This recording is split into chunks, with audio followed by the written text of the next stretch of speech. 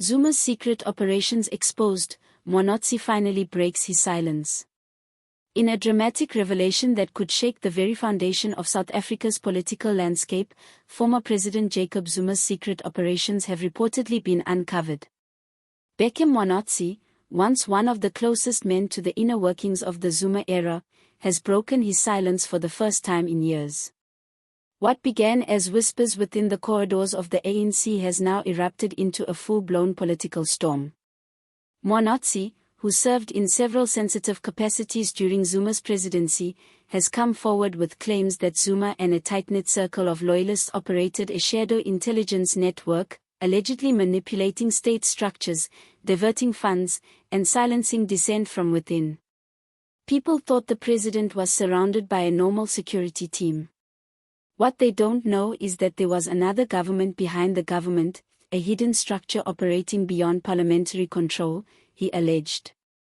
According to Mkhwanazi, during Zuma's tenure, secretive meetings took place at private residences and undisclosed locations, often involving intelligence officials, private business people, and political allies. These meetings were used to strategize operations against opponents, secure loyalty within state departments, and manipulate media narratives to shape public opinion. Mkhwanazi described the network as a parallel intelligence system, one that continued even after Zuma's resignation in 2018. He claimed that the system was maintained through illicit funding channels, including state contracts, private donations, and offshore accounts. It wasn't just about protecting Zuma, he continued. It was about maintaining control, controlling who gets what job, which investigation moves forward, and who stays silent. It was about power, not governance. According to documents that Mkhwanazi has allegedly handed over to investigators, Zuma's secret operations were divided into several categories. Surveillance and information control.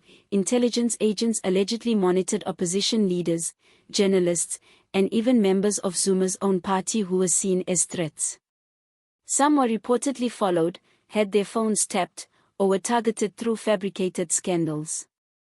Financial manipulation. Certain business contracts were reportedly used to channel money into covert accounts, funds that allegedly supported political campaigns, private travel, and special assignments.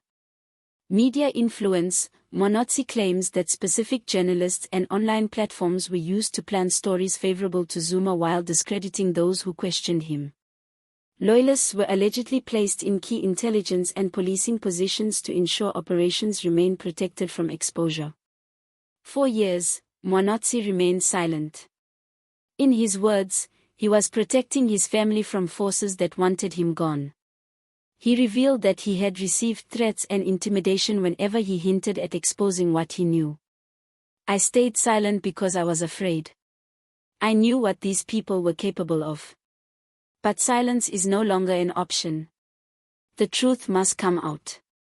He has now reportedly agreed to cooperate with a confidential parliamentary inquiry, handing over files and testimony said to contain explosive details about Zuma's hidden network and those who funded it.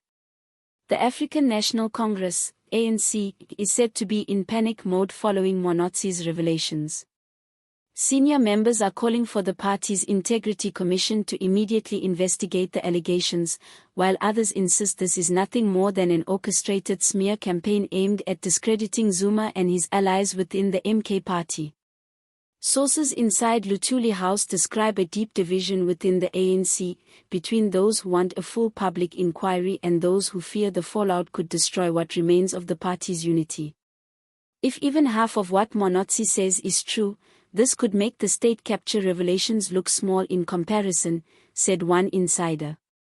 We are dealing with something far bigger, an underground power structure that operated in silence for years. Jacob Zuma's spokesperson has dismissed the allegations outright, calling them baseless, politically motivated lies designed to attack Zuma's reputation as he regains political traction through the Umkhonto weSizwe (MK) party. President Zuma has always acted in the best interest of South Africa, the spokesperson said. This is a desperate attempt by those who fear his influence to drag his name through the mud. But insiders believe this may only be the beginning. Mkhwanazi hinted that more insiders are ready to come forward, some of whom have already been contacted by investigators. Political analysts say these revelations could trigger a new wave of investigations, possibly reopening dormant corruption cases tied to the State Security Agency and former Zuma-era contracts. If Mkhwanazi provides verifiable evidence, we may see the biggest political scandal since the State Capture Commission, said one analyst. This could implicate powerful figures still active in government and intelligence. For South Africans, the revelations are both shocking and familiar, another reminder of how deeply corruption and secrecy have intertwined with the country's political system. Yet for Mkhwanazi, it's a personal mission. This is not revenge, he concluded. It's redemption. I'm doing this for the country, for my children, and for the truth. As the nation watches closely, the story of Zuma's secret operations, once hidden in shadows, is now being dragged into the light. Whether these revelations will lead to justice or simply fade into another political controversy remains to be seen. One thing, however, is clear: South Africa's political reckoning is far from over.